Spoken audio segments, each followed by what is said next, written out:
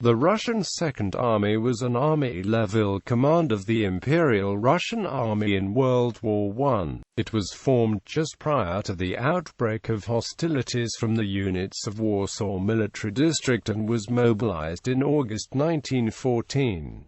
The army was effectively destroyed at Battle of Tannenberg in August 1914.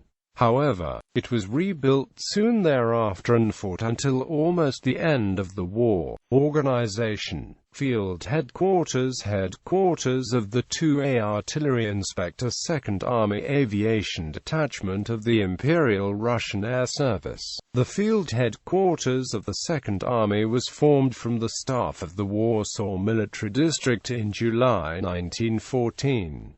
Towards the end of 1917, the staff was based in Slusk, Belarus.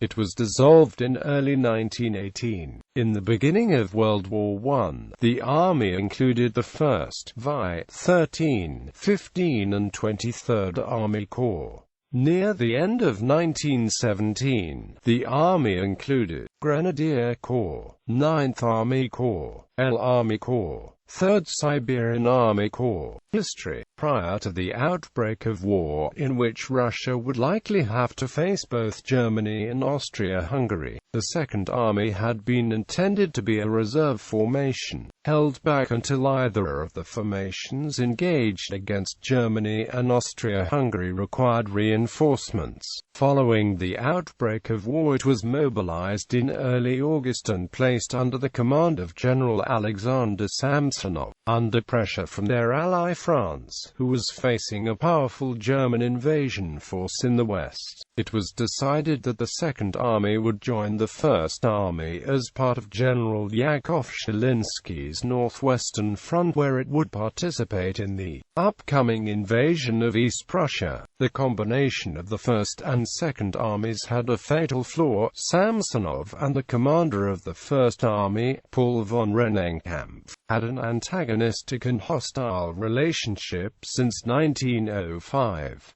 Eastern Front. Between 7 to 9 August 1914, first the First and then the Second Army crossed the border into East Prussia, meeting little to no resistance. The First Army would engage the Germans at the battles of Staloponen and Gumbinnen, while the Second Army had remained unengaged, advancing to the south of the First Army. Battle of Tannenberg. Following the failed German counterattack at the Battle of Gumbinnen and the subsequent German withdrawal, the First Army did not press on, allowing the Second Army to catch up, but due to a breakdown in communication, the Second Army was not made aware of this and so it continued to march on, a fatal move that would eventually expose the right flank of the Second Army. The Second Army was also experiencing severe supply shortages and, along with the First Army, a worsening communication situation as both armies had outrun the secure telegraph lines,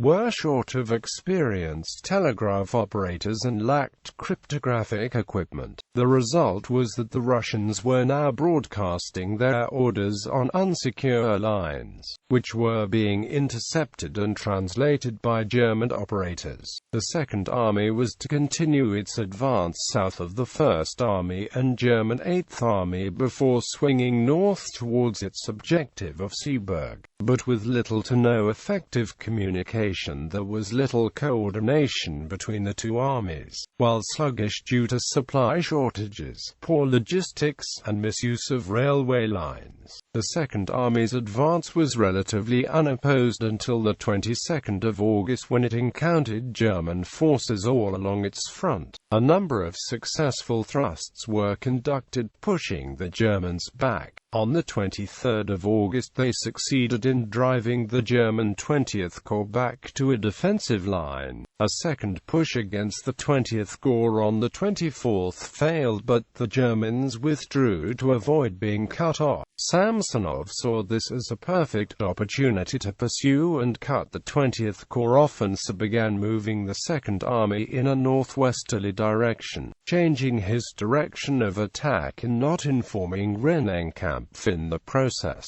Seeing this opportunity and feeling safe on his flanks, he transferred the bulk of his force to the northwest, leaving a single corps, 6th Russian Corps, to simultaneously hold the right flank and swing north to the objective of Seeberg, and a single corps, 1st Russian Corps, to hold the left flank. Unbeknown to Samsonov, the German command, who had been receiving intercepted Russian orders involving troop movements, had already shifted forces to the south to check his advance, and when further orders were intercepted with news that he had changed his direction, German forces were able to adjust the positions and threaten the now exposed left and right flanks of the Second Army. With no communication between the two Russian armies, unsafe broadcasting of orders, and the decision to change his direction of attack, the Second Army would find itself outflanked and cut off from mutual support from the First Army. On the 26th of August, the First Army approached Königsberg unopposed, as the German forces had identified the Second Army as a more immediate threat and had withdrawn to the south in order to engage it.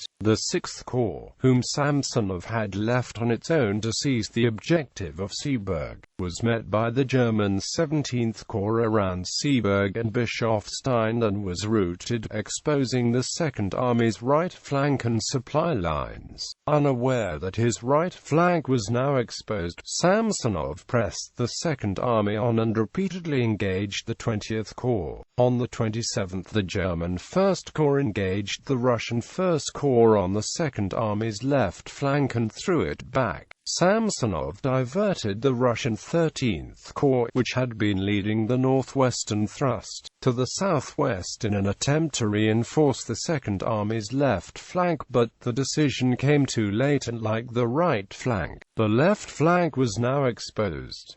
Late on the 28th, Samsonov finally realized the grave situation the Second Army was in, with both flanks exposed. With the center also facing critical supply shortages, the assault was halted before an order to retreat to the southeast was given. Samsonov then requested that the First Army break off its assault on Königsberg and assist the Second Army by covering its retreat. The order to retreat and the request for assistance came too late to rescue the Second Army. The German First Corps had proceeded to move due east after breaking through the Second Army's left flank and had met the German 17th Corps that had continued in a southwesterly direction after breaking through the Second Army's right flank, cutting off the Second Army's route of retreat and pocketing it around Tannenberg. Throughout the 29th, German artillery pounded the Tannenberg pocket, and at some point on the 29th Samsonov shot himself. The shattered remnants of the Second Army surrendered on the 30th of August, with some 90,000 Russian PAS being captured, and with them the Russian Second Army ceased to exist as an effective unit. However, not all of its units were destroyed, and the army remained in the line, participating in the First Battle of the Masurian Lakes in early September 1914.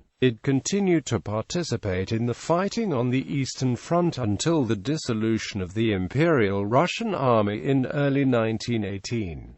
In March 1916, the Second Army was responsible for conducting the Lake Narok offensive, which was unsuccessful and in which the army suffered heavy losses. Commanders